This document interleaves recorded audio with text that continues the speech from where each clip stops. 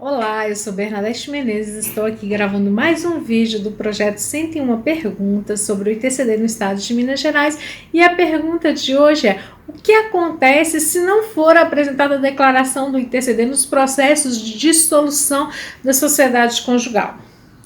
É muito importante o contribuinte ter em mente que, muitas vezes, os processos de separação judicial, eles correm sob segredo de justiça.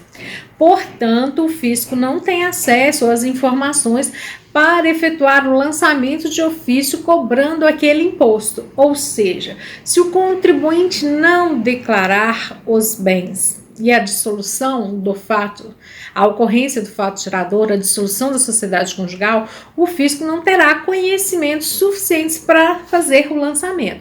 Dessa forma, há diversos julgados do Tribunal de Justiça de Minas Gerais falando que, se não tem conhecimento dos fatos, não há que se falar em decadência. Então vamos imaginar hipoteticamente uma situação de um casal que há 20 anos atrás separou, efetuou a partilha de bens e não apresentou a declaração de bens e direitos perante o fisco mineiro. Mesmo tendo ocorrido o fato gerador há tanto tempo, não há que se falar em decadência, uma vez que o contribuinte não cumpriu a obrigação tributária acessória de informar o fisco a ocorrência do fato gerador. Mas vamos lá, quais são as consequências? O que acontece se eu não apresentar essa declaração? Primeiro, a gente já viu que não vai ocorrer o lapso temporal da decadência para o contribuinte se eximir da cobrança desse imposto.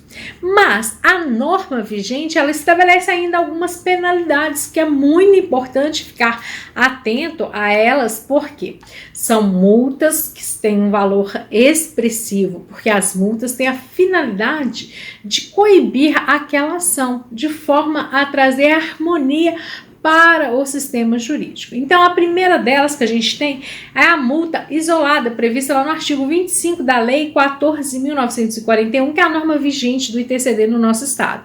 Ela prevê que o contribuinte que não apresentar a declaração ou falsear informações vai ter uma multa de 20% sobre o montante do imposto.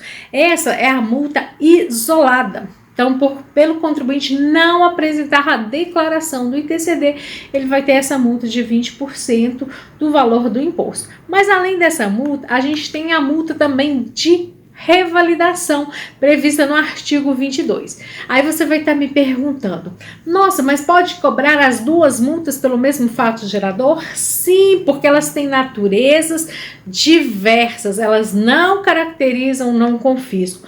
A multa de revalidação, ela tem percentuais. Então, sendo que, se há a apresentação espontânea, vai ter essa multa, e no caso da lavratura do auto de infração, mediante uma ação fiscal, ela tem as seguintes reduções: a 40%, a 50%, a 60%, dependendo da data que o contribuinte regularizar a situação do crédito tributário. Então, por exemplo, até antes da inscrição em dívida ativa, a redução vai a 60%. Esses percentuais, como são muito específicos, eu vou deixar na descrição desse vídeo. Se você tiver alguma dúvida, consulte a descrição deste vídeo.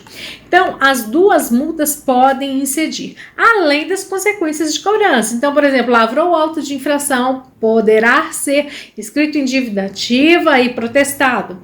Então, essas questões são muito pertinentes, muito importantes na dissolução da sociedade conjugal, que é um momento já de muita emoção para as partes envolvidas. Então, a consulta a um profissional capacitado, especializado nessa área de direito de família, que tenha os reflexos na área tributária, é fundamental.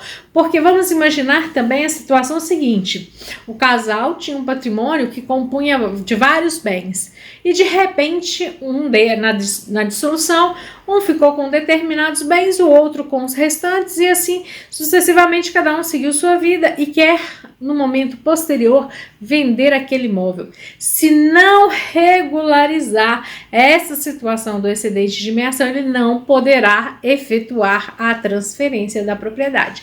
Lembrando ainda que não é possível a apresentação de declaração parcial de excedente de meação. A declaração é única, envolvendo ambas as partes, ambos os ex-cônjuges e todo o patrimônio do casal. Então, espero que a dica tenha sido útil. Se você tem alguma dúvida e quer vir participar deste projeto, sem ter uma pergunta sobre o ITCD no estado de Minas Gerais, deixe sua dúvida aí nos comentários ou escreva um e-mail para mim que terei enorme prazer em responder nos próximos vídeos. E se você quiser saber mais sobre o ITCD, eu deixo minha dica sobre o livro Comentários ao Regulamento do ITCD em Minas Gerais, que tem um conteúdo teórico, mas tem muitas dicas práticas do dia a dia. São conhecimentos que você vai poder aplicar imediatamente na sua vida profissional. Vou deixar na descrição do vídeo o link para quem quiser adquirir. E quem adquirir, escreva para mim contando o que achou, o que poderia ser melhorado. Sua opinião é muito importante. Aguardo você no próximo vídeo.